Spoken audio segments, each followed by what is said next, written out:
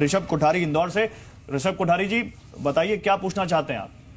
Sir, मैं पूछना चाहता हूँ कि जैसे कोई बुजुर्ग आदमी है, उसने 4 लाख रुपए बैंक में जमा करे, लेकिन उसका डिक्लोज तो कर ही नहीं सकता क्योंकि बुजुर्ग आदमी है और उसने मतलब पति पत्नी का जॉइंट अकाउंट है और 2-3-4 लाख रुपए उसने बैंक में भरे हैं, जोड़ रखे थे अपने बुढ़ापे के लिए 70 साल 65 साल का।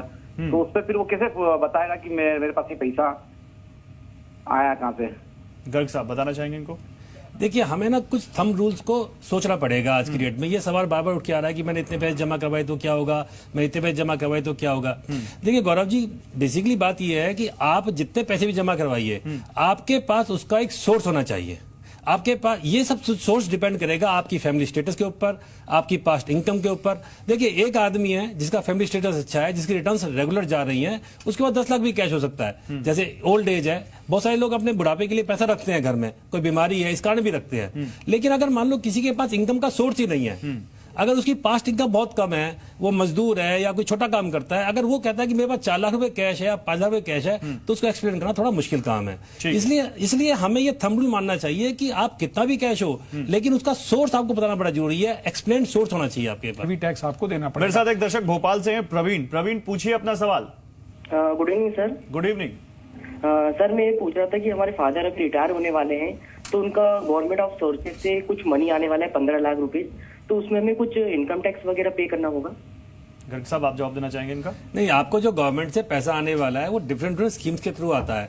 जैसे मान लो आपको LTA मिला या कोई आपकी अर्न लीव्स पड़ी हुई हैं, ग्रेच्युटी का पैसा आता है, PF का पैसा आता है, तो वो ज्यादातर पैसा टैक्स से एग्जम्प्ट होता है अगर आप गवर्नमेंट एम्प्लॉई हैं। तो अगर किसी पे टैक्स लगना भी होगा तो गवर्नमेंट आपको टैक्स काट के ही वो पैसा देगी, इसलिए आपको चिंता। हम टैक्स एक्सपर्ट जुड़े हुए हैं, लेकिन एक सवाल मैं उस 25% डिपॉजिट पर सुनील गर्ग साहब से लेना चाहूंगा। सुनील गर्ग साहब, जो 25% डिपॉजिट होगा पहले विकल्प में, जिसमें आप वॉलंटरी डिस्क्लोज करेंगे अपने इनकम, वो 25% के बारे में बताइए, कहाँ होगा, क्या है साहब? देखिए गौरव जी, हम पहले भी कह रहे थे सरकार से कि जिस हिसाब से 8 नवंबर के बाद में पूरे देश में एक अफरा तफरी का माहौल हुआ, लोगों ने दाएं बाएं करना शुरू किया, ज्वेलरी के पास जाना शुरू किया, जनधन में पैसा जमा शुरू किया, तो हमने सरकार को एक सुझाव दिया था कि आप एक थोड़ा विंडो दीजिए।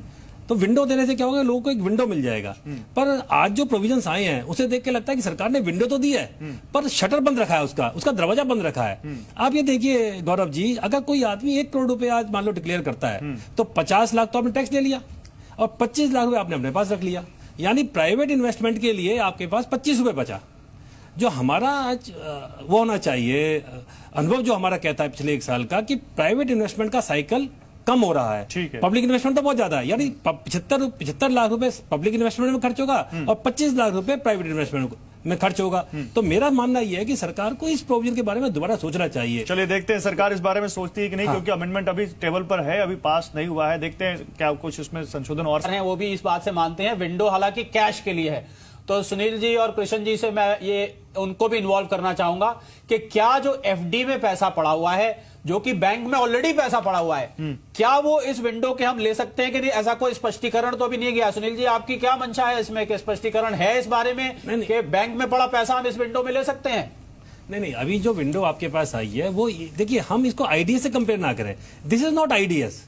तो कुछ लोग तो IDS 2 कह रहे हैं। नहीं, देखिए हम इसको कंफ्यूज कर रहे हैं। This is not IDS। Government ने सेक्शंस में चेंज किया है, 115 BB में चेंज किया, 271 डबल AC लेके आई, 271 डबल AB में चेंज किया है। It is not an IDS। प्रधानमंत्री जो योजना आई है, गरीब कल्याण जो कोष योजना आई है, इसका एक स्पेसिफिक पर्पज है। 8 नवंबर के बाद में जो आपने कैश जमा करवाया है बैंक में, आप उसको डिक्लेयर कर सकते हैं। इसका मतलब सरकार एक फॉर्म के साथ आएगी। लेकिन